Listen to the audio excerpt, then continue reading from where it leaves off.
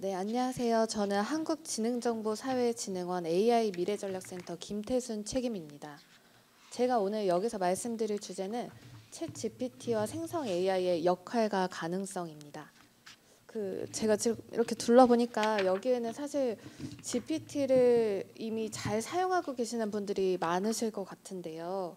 많이들 챗 GPT 많이 사용하고 계신가요, 이미? 네, 이게 제가 좀 들여다보면은 전산을 전공하지 않으면은 어려울 수 있는 좀 용어들이 있습니다. 챗 GPT는 GPT 기반의 챗봇 서비스입니다. 챗봇은 다들 아실 거예요. 질의와 답변을 통해서 오고 가는 대화형 서비스를 말하고 GPT가 중요한데 이것은 오픈 AI라는 회사가 만든 대형 언어 모델입니다.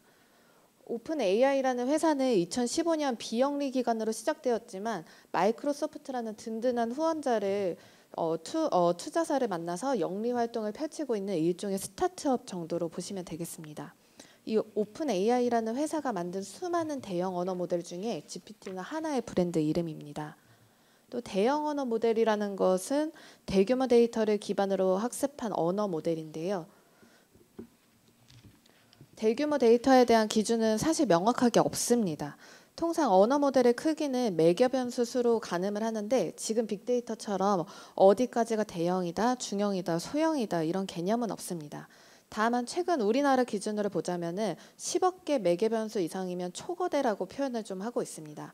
그래서 정해진 기준은 없으나 최근에 출시되고 있는 언어 모델은 대부분 다 대형 그리고 우리나라에서는 초거대라고 표현을 하면서 좀 대형 언어 모델이라고 여기시면 될 것 같습니다. 또 중요한 워딩이 언어 모델입니다. 이 언어 모델이라는 것은 문장이 얼마나 자연스러운지를 확률적으로 계산해서 문장 내에 어떤 단어가 왔을 때 그 다음 단어를 맞춰주는 방식인데요. 무언가 텍스트를 생성해주는 방식입니다. 이 방식이 왜 주목받냐면 지금까지 AI는 이런 방식이 아니었기 때문입니다. 이전에 AI는 소위 식별 AI, 판별 AI 방식이었습니다. 그러니까 인공지능이 학습할 수 있도록 데이터에 대해서 이거는 고양이야, 강아지야 이런 식으로 학습을 시켜주고 고양이에 가까울 확률이 뭐 96% 이상이다 인식을 하면 95% 정도 되었을 때 고양이다 아니다 이렇게 식별해주는 AI가 주를 이뤘기 때문에 지금의 생성 AI와는 다른 개념입니다. 생성 AI는 무언가를 만들어주는 형식이고요. 당연히 데이터가 많으면 많을수록 그리고 학습한 데이터의 정확도가 높으면 높을수록 답변도 그럴싸해지게 됩니다. 생성 AI는 엄청나게 많은 문장을 보면서 스스로 학습을 합니다. 지금까지의 AI는 대부분 다 지도 학습이었습니다. 하지만 생성 AI는 특별하게 이 데이터에 대해서 라벨링을 할 필요가 없는 비지도 학습이고요. 하지만 그리고 뭔가 오답을 골라냈다고 하면은 감점을 주고 정답을 골라냈다면은 보상을 해주면서 정답과의 차이를 점점 보정해 나가면서 정답을 수렴해 나가는 이런 강화 학습을 펼칩니다. 마치 아이가 언어를 학습할 때랑 비슷한데요.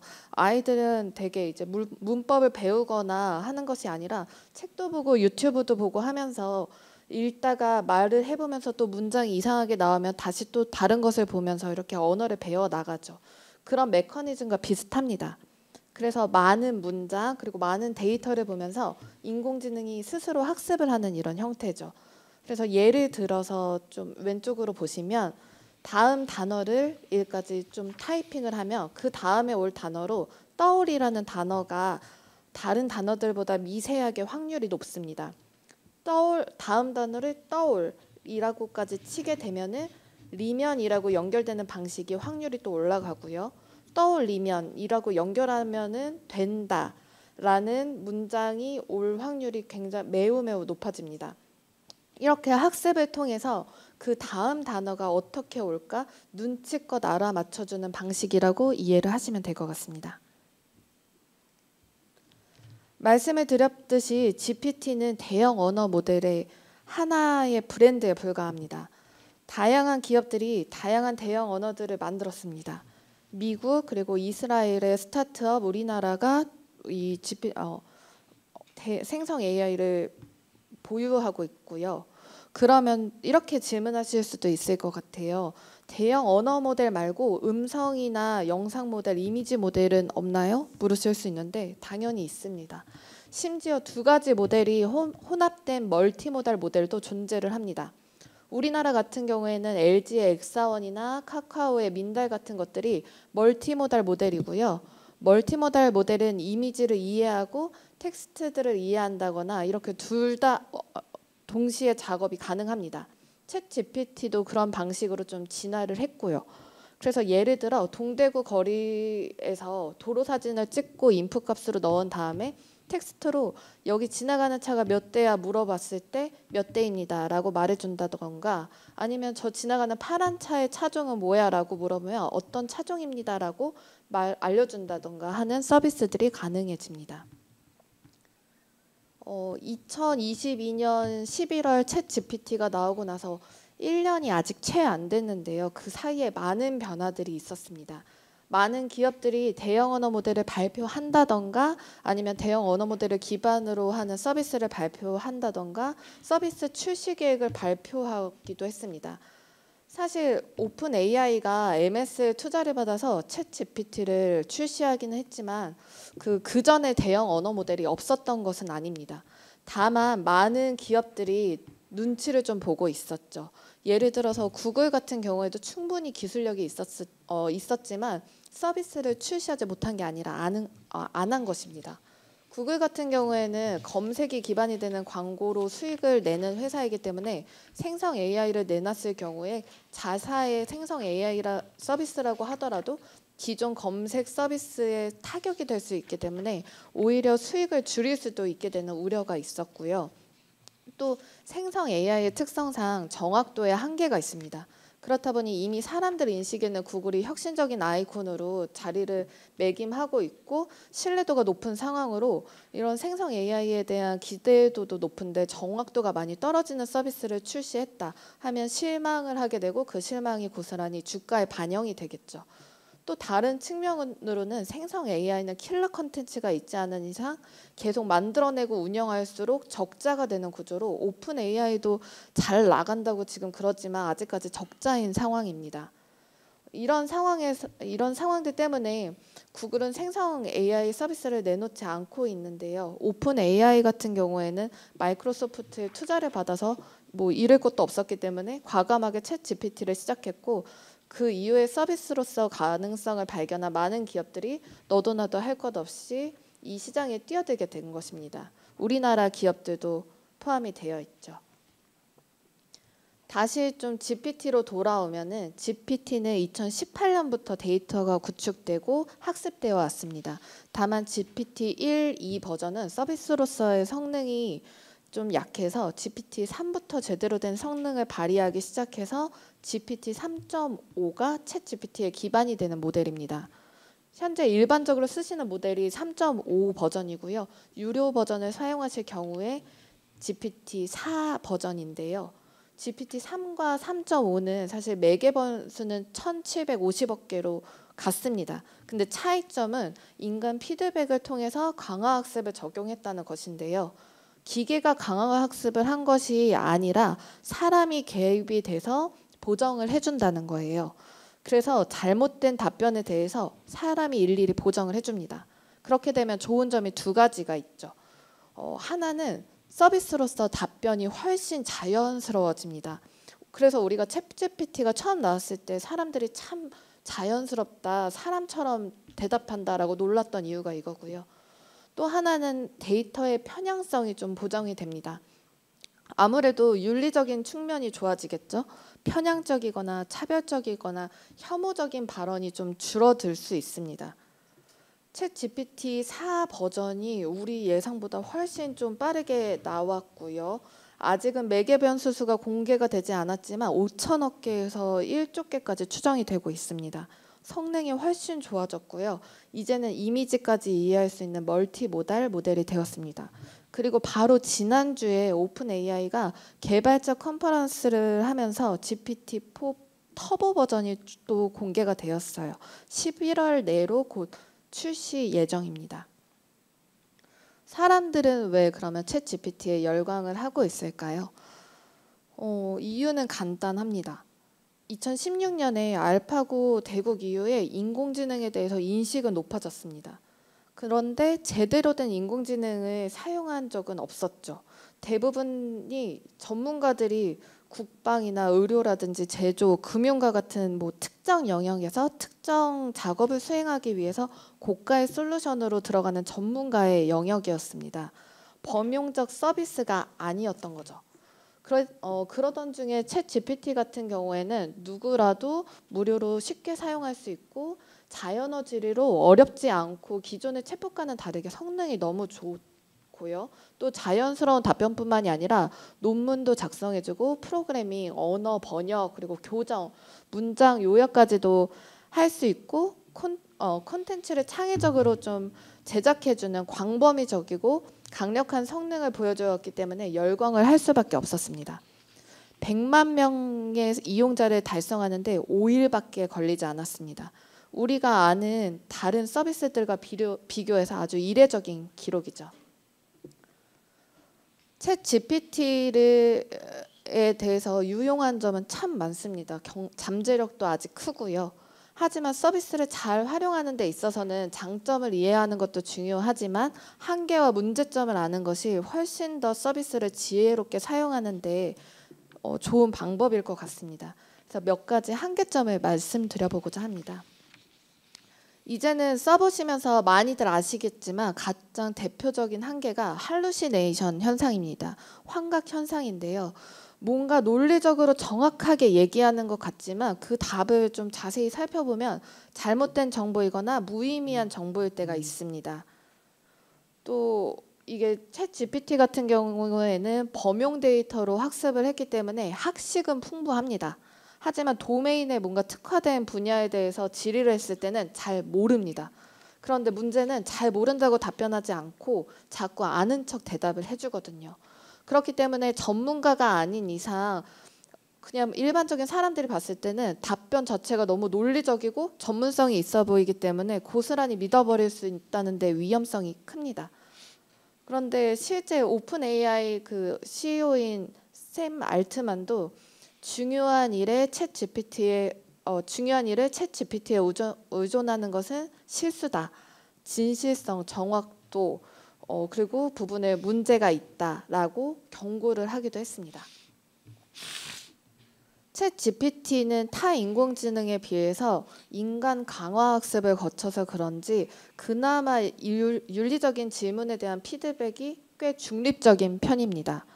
그럼에도 전수로 인간 강화 학습이 됐던 게 아니기 때문에 아직 완벽하지는 않죠. 그래서 최근에 미국 백악관에서 발표한 인공지능 행정명령이나 EU AI 법안에서도 윤리적인 문제들을 심각하게 다루고 있습니다.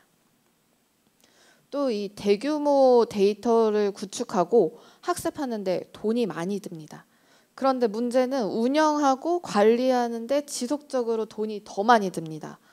우리가 1회 질문하고 답변을 받는데 26원 정도 들고 현재 서비스의 가입자가 한 1.5억 명 정도 되는데 일주일 평균 2회만 질의한다고 가정해도 매월 유지비가 312억이 든다는 것이죠. 그렇기 때문에 운영 비용을 감당하기에는 역부족이지 않을지 그리고 지속적인 수익 창출 모델이 있을지가 이 챗 GPT가 지속될지에 대한 관건이었는데요. 기업 커스터마이징이나 아니면 지난주에 새로운 서비스 모델을 발표하고 비즈니스 확장 가능성을 좀 보여줬습니다. 뒤에서 좀 말씀을 드려보도록 하겠습니다.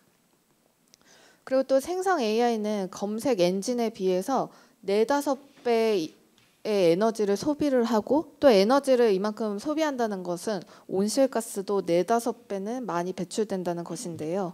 생성 AI가 더욱 성행하게 된다면 전 지구적으로 에너지나 환경 위기가 올 수도 있습니다.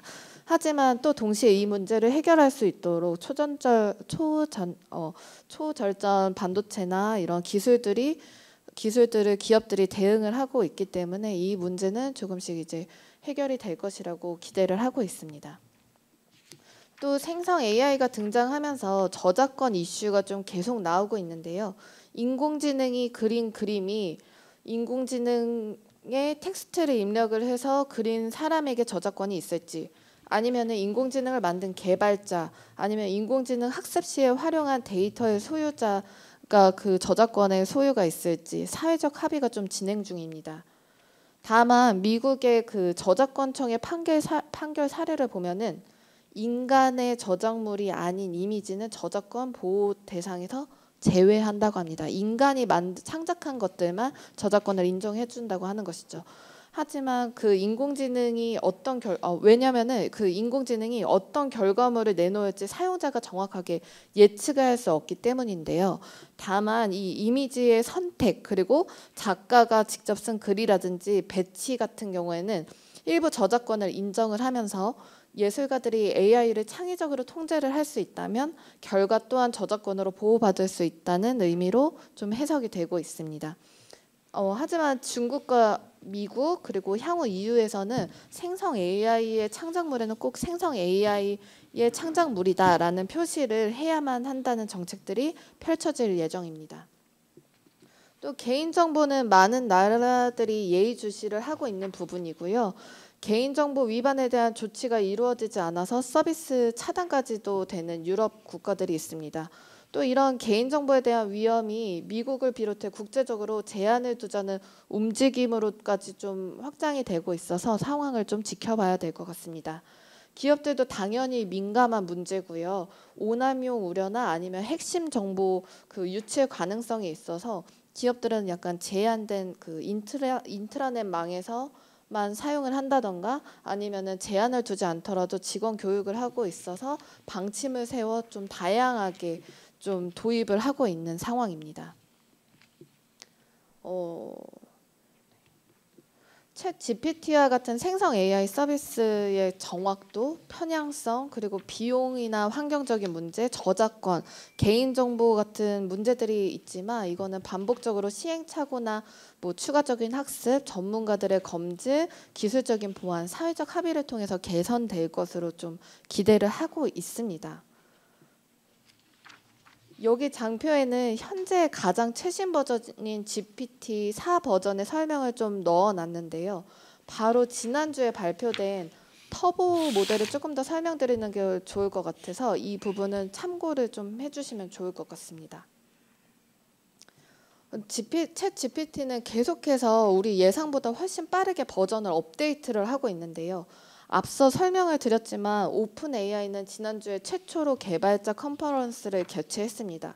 여기에서 또 11월에 출시된 GPT 터보를 소개하면서 앞으로 뭐가 가능해질 것이라고 여러 가지 좀 이야기가 있었습니다. 그래서 제가 이거 발표 자료 인쇄본을 주최 측에 보내드린 후에 갑자기 이 발표가 되면서 급히 몇 가지 장표만 지금 추가한 것인데요. 먼저 오픈 AI CEO 샘 알트만이 그간의 성과를 발표했습니다. 200만 명의 개발자가 이제는 자기네들이 직접 AI를 개발하는 게 아니라 오픈 AI의 API를 가져와서 다양한 서비스를 만들고 있다고 합니다. 그리고 포튠즈가 선정한 500대 기업의 92%가 챗 GPT를 활용하고 있다고 밝혔고요. 일주일 동안 활성화되어 있는 유저가 1억 명이라는 기록입니다. 굉장히 고무적이죠. 그리고 이 터보 버전에 있어서 일반 사용자 입장에서 가장 와닿는 변화는 뭐냐면은 이제는 그 전 버전은 25,000단어까지만 좀 분석이 가능했는데 이제는 12만 8천 컨텍스트 토큰을 지원한다. 그러니까 약 300페이지 분량의 단어를 처리할 수 있게 됐다는 건데요. 거의 책 한 권의 분량을 분석하고 요약하고 인사이트 제시까지 해줄 수 있다는 것입니다. 또 기존의 데이터가 2022년 1월까지만 학습된 데이터였는데 이제는 2023년 4월 정도까지 학습된 데이터로 업데이트돼서 정보를 제공할 수 있다고 합니다. 개발자들에게 유용한 소식은 이제부터는 API에 이미지 생성을 해주는 DALL-E 그리고 시각 정보를 처리할 수 있는 비전 기술 그리고 텍스트를 자연스러운 음성으로 바꿔주는 TTS가 포함될 것이라고 합니다. 이 기능들을 가지고 가서 혁신적인 서비스들을 만들 수가 있겠죠. 그리고 기업 입장에서는 그간 저작권 문제가 좀 이슈였는데요. API 그리고 엔터프라이즈 이용 고객에게는 저작권 문제가 뭔가 발생해서 소송이나 이런 게 진행이 된다 하면은 그 비용을 오픈AI에서 지불할 것이라고 좀 발표를 했습니다. 그리고 API 엔터프라이즈 그 이용 고객의 데이터를 자신의 데이터를 가져와서 AI 학습하는 데는 사용하지 않겠다고 또 강조를 했죠. 그렇게 그리고 또 터보 모델이 오히려 GPT-4보다 저렴하고요. 또 챗 GPT 모드가 통합이 됩니다. 현재는 유료 가입자라고 해도 달리를 쓸 때 아니면은 뭐 플러그인을 쓸 때마다 모드를 계속 변경해 줬어야 됐거든요. 근데 앞으로는 이게 다 통합이 됩니다. 그래서 요청하는 대로 자동으로 모드 전환이 된다는 것입니다. 또 제일 중요한 소식은 GPT-S의 출시인데요. 특정 목적을 위해 맞춤화된 챗 GPT라는 것입니다. 사례를 좀 보면은 뭐 외국어 선생님 GPT 그리고 달리를 이용해서 스티커를 만들어주는 GPT 같은 것도 있고요. 각 영역에 특화된 GPT들이 앱처럼 이제는 나온다는 거죠. 그러니까 새로운 생태계가 좀 생겨나게 됩니다. 구글 스토어처럼요. GPT-S의 개발은 그냥 자연어로 하면 됩니다. 복잡한 코딩이나 개발 이런 거 필요 없고요. 이 화면은 샘 알트만이 예시를 들어준 건데 그냥 크리에이트 모드에 두고 여기 대화창에다가 스타트업 창업자에게 도움이 될 조언을 제공해주는 GPT를 만들고 싶어 입력을 하면요. 이렇게 스타트업 멘토라는 앱의 이름도 추천을 해주고 로고까지도 제작을 해줍니다. 그리고 사용자들과 대화할 때 주의사항에 대해서 좀 뭔지 나한테 알려줘 라고 GPT가 먼저 말을 하거든요. 그러면 이제 샘 알트만이 예시로 든 거는 내가 강의했던 내용들을 문서를 업로드 해줄 테니까 거기에 맞춰서 대답해 라고 지시를 하고 입력을 합니다. 그리고 이렇게 업로드하고 컴피규어 모드로 들어가서 뭔가 설정이나 세부 지시가 가능해요. 예를 들어서 대답을 할 때는 좀 간결하게 해라 이런 것들이요. 그래서 이렇게 간단한 과정을 통해서 내가 업로드한 문서를 기반으로 답변을 해주는 스타트업 멘토 GPT가 만들어집니다. 누구나 내가 가진 자료나 아니면은 회사의 데이터를 연결해서 거기에 만든 GPT를 만드는데 그것을 그냥 말로 요청해서 만들 수 있게 된다는 거죠. 이렇게 만든 것은 나만 이용해도 되고요. 전체 공개를 해도 되고요. 우리 회사용으로만 또 공개가 가능합니다. 그래서 11월 말에 이 모델이 나오는데 11월 말에 동시에 GPT 스토어가 열린다고 합니다. 아마 예시가 이미 많이 있을 것 같아요. 그리고 내 앱이 만일 여기 구글 스토어에서처럼 뭔가 잘 팔린다면 수익도 창출될 수 있다고 하고요. 초기에는 신뢰할 수 있는 이용자에게만 먼저 오픈을 하고 단계별로 이제 전체가 이용할 수 있는 스토어 형태로 발전을 할 거라고 얘기를 하네요. 그래서 어떻게 될지 정말 좀 궁금한데요. 모두 나만의 AI를 만들 수 있을 거고 회사도 큰 개발 비용 없이 AI 서비스를 우리 회사 맞춤용으로 개발을 할 수 있게 되죠. GPT로 돈을 벌 수 있는 가능성도 아주 많아질 것 같습니다. 이 장표를 좀 보시겠습니다. 이 장표는 2016년에 한국고용정보원에서 로봇과 AI를 이용한 자동화 대체 확률이 낮은 직업으로 1위는 화가, 그리고 2위는 사진작가, 3위는 작가, 그리고 4위는 작곡가, 5위는 만화가였습니다. 그런데 지금 이렇게 이 순위들을 보면은 인간의 창의적인 직업은 기술로 대체되지 못할 것이라고 좀 예상을 했었는데 지금은 이 5가지 직업이 가장 위기인 것 같습니다. 또 오히려 인공지능 기술로 죄송합니다.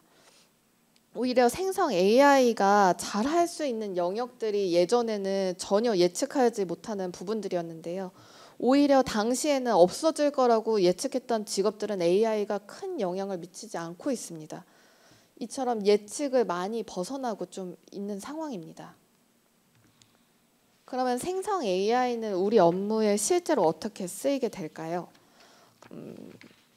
지난 7월에 MS에서 발표를 했었습니다. MS 365 오피스에 코파일럿이라는 기능을 붙이겠다라고 발표를 한 건데요. 워드 같은 경우에는 워드에서는 교정을 봐주면서 본문을 좀 감사하는 뉘앙스로 좀 수정을 하고 천자 내외로 요약해줘 하면은 문장의 뉘앙스를 바꿔주고 천자 내외로 요약을 할 수 있게 됩니다. 엑셀에서는 내가 복잡한 함수를 몰라도 성과 분석 그래프를 뭔가 작성을 하고 트렌드를 분석을 한다던가, 파워포인트 같은 경우에도 뭔가 딸의 졸업 축하 PT를 10장 내외로 좀 만들어줘 라고 명령을 하면 이용자 원드라이브에 있는 딸의 사진이나 영상들을 좀 가져와서 첨부하고 자동으로 애니메이션을 생성하고 슬라이드를 구성을 해주게 됩니다. 원노트는 투두리스트를 자동으로 작성을 해주고요. 아웃룩 같은 경우에는 왜 우리가 이동하다 보면은 뭐 사장님이나 뭐 중요한 분들한테 메일을 보내야 될 때가 있잖아요. 아무래도 그렇게 높은 분들한테 메일을 보낼 때는 간결하게 보내는 것보다 뭔가 길게 설명도 해야 되고 문어체로 좀 써야 하는 그런 어려움이 있는데요. 하지만 이제는 메일의 핵심 내용만 간략히 정보를 주고 비즈니스 형태의 좀 문맥으로 메일을 길게 정리해줘 라고 하면은 그런 메일을 생성을 해주기도 합니다. 또 영상회의에 늦었을 경우에 앞에 내용을 요약해가지고 알려주기도 하고, 회의 중에 뭔가 이게 이해가 안 된다, 이 경우에 이게 무슨 내용이지? 라고 질문을 한다면은 토론 중인 내용에 대해서 장단점이라든지 아니면 고려사항에 대해서 알려줄 수도 있게 됩니다. 바로 이런 막강한 기능들이 7월 달에 발표하고 또 바로 몇 주 전에 이미 출시가 됐어요. 그래서 회사는 사실 이런 일들을 하는 직원들이 있겠죠. 그리고 기업의 사장님이라면은 훨씬 빠르고 효율적으로 이런 툴을 도입을 하실 수도 있겠고요.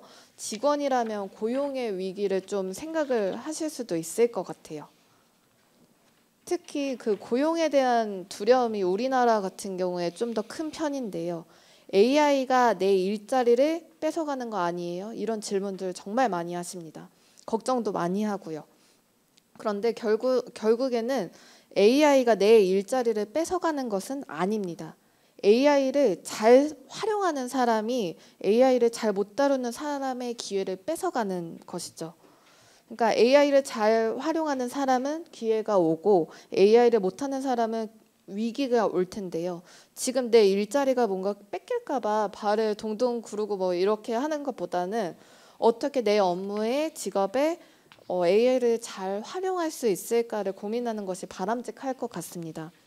보면은 국제학술지 사이언스에서도 최근에는 뭐 AI를 연구 도구로 활용할 수 있도록 그런 지침을 변경을 했고요. 삼성전자 같은 경우에도 공개 채용에서 생성 AI를 사용했는지 안 했는지 그런 판별하는 프로그램을 도입하지 않겠다고 하고 있습니다. 시간이 조금 이제 초과돼서 좀 요약을 해주시기 바랍니다. 네, 죄송합니다. 그래서 좀 보면은 우리가 무엇을 어떻게 해야 될지 고민을 이제 해야 될 것 같은데요. 이제는 질문을 잘하는 사람이 전문가이다라는 세상이 좀 된 것 같습니다. 정말로 질문에 따라서 답변이 생성 AI가 다르게 해줍니다.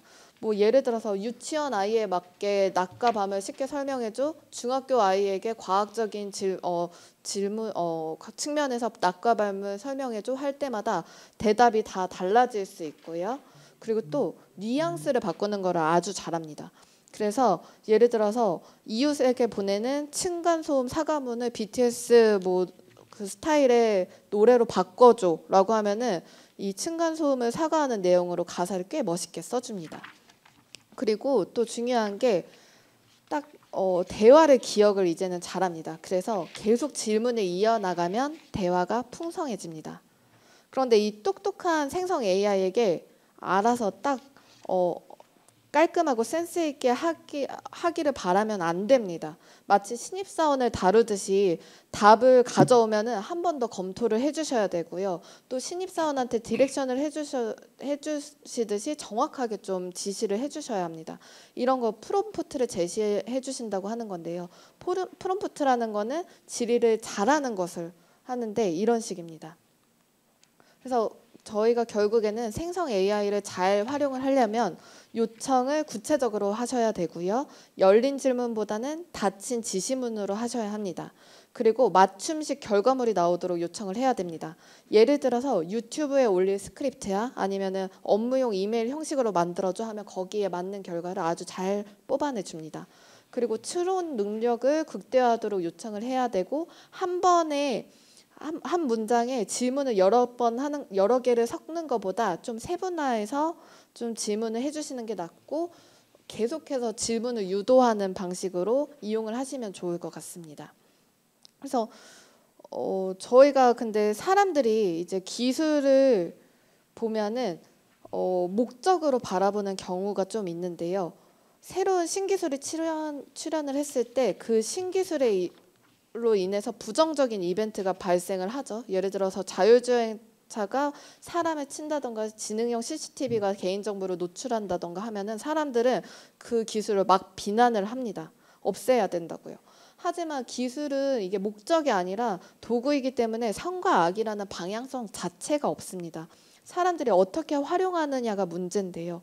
결국은 이 도구를 잘 활용하기 위해서 잘 활용할 수 있는 방법도 고려를 해야 되고 위험이나 부작용을 최소화하기 위한 노력들도 필요합니다. 그래서 시간이 좀 짧다고 하셔서 제가 준비한 자료를 여기서 발표를 마치도록 하겠고요. 부디 오늘의 발표가 하시는 일들에 조금이나마 도움이 됐으면 좋겠습니다. 긴 시간 발표를 들어주셔서 감사합니다. 네, 감사합니다. 네.